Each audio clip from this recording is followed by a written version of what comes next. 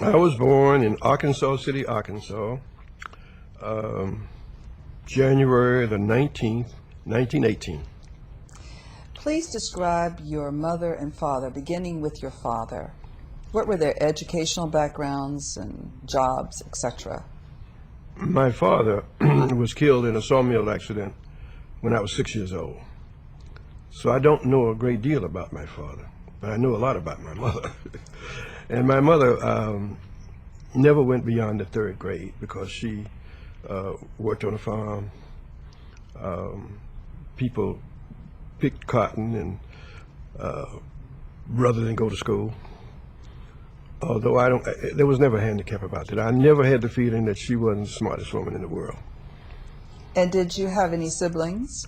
I had a half sister, but she was 14 years older than I was. So down there in those days, if you finished high school, you could teach school. And so she had gone to another city, finished high school, and was teaching school. So she was away most of the time. So I really was just a Like an only child? only child. And you really didn't know your sister very well because she was so much older and She was so much away. older, yeah. I see. Her name was Beulah Lewis, Beulah Lewis. but I didn't know her that well. I see. Will you describe the community that you grew up in Arkansas City? What did it look like physically? Physically, it was just a small town, population of about 600 odd people, then and now. And it was a riverboat town. Everything was around a sawmill. And my stepfather, when my mother married when I was 9 years old again, worked at the sawmill and worked on the levee. On the Those were the levee? only jobs that people had. This is the Mississippi River? Mississippi River, oh yes, the Mississippi River. We were right on the Mississippi River. The Mississippi River was within walking distance of our little house. Did you ever experience any floodings? Oh yes, When you were the growing up there? 1927 flood. I remember very well. I was only 9 years old, but I remember it well. We were coming from church one Sunday afternoon, and the word came that the levee had broken some 30 miles away, and everybody should run for the levee. And so we ran for the levee. No clothes, no money, no nothing. You couldn't even take your pets. So we spent 6 weeks on the levee before the water went down. Wow. But the Red Cross, I've always had a lot of respect for the Red Cross. They came in seaplanes and they brought blankets and tents and water and food, and it wasn't so bad. But did you lose your home? Oh yes, all the homes were. I kind of hope we would have lost our home. Will you describe your home? My home was a 3-room, 10-house place. The whole structure was Whole 10? structure was, well, no, the top was The 10. roof was 10. The roof was 10. The rest was wood. And so what happened is the houses all floated away because of the water. It was 20 feet deep. And the Red Cross said that those people, if you could find your house, they would help you refurbish it. But if they couldn't find your house, they'd give you a new house. And I said a prayer every night that they couldn't find my house. But they found it.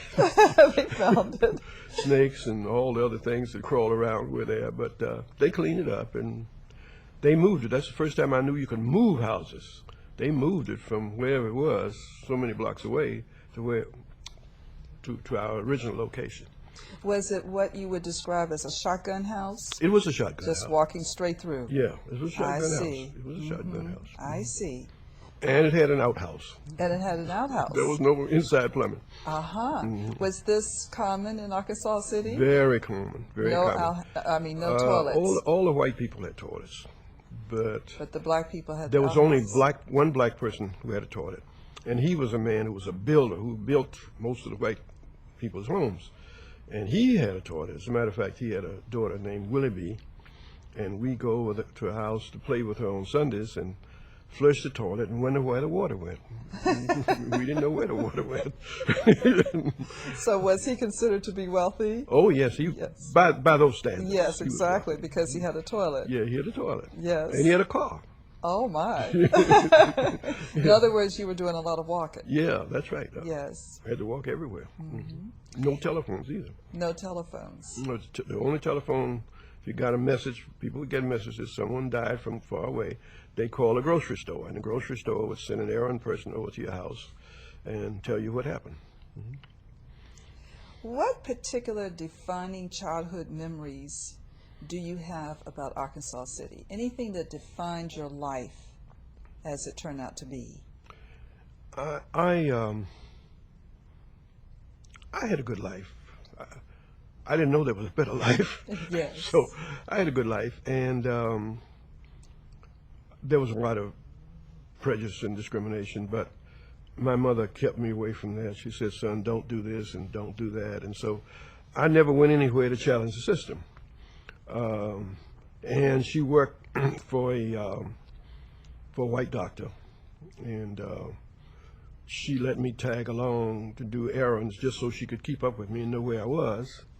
And we were known as Dr. McCampbell's niggas, Oh. and nobody bothered us. You know, I understand it's something like in the prison system. If you hang on to somebody, none of the other people will bother you. So nobody bothers us. Because he was considered the protector? He was considered the protector. Oh. He was a big, tall guy. And I remember that there was a pharmacy downstairs from where his office was. And he sent me downstairs to pick up a prescription.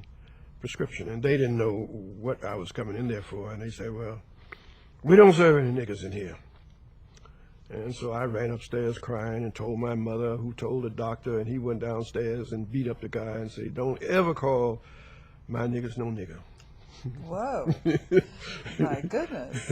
So that was the way it was. Do you think that was common? That It was very common. It I was see. very common. So if you... You had to be under the protective custody of someone I if see. you wanted to survive. You know, if you asked, in those days, if you asked anyone in my little town if they were going to church or if they were going to some other meeting, they'd say, if I live and nothing happens, because there was no certainty that they would live, and there was no certainty that nothing would happen. So to this day, I think about that. If I live and nothing happens, I'll be there.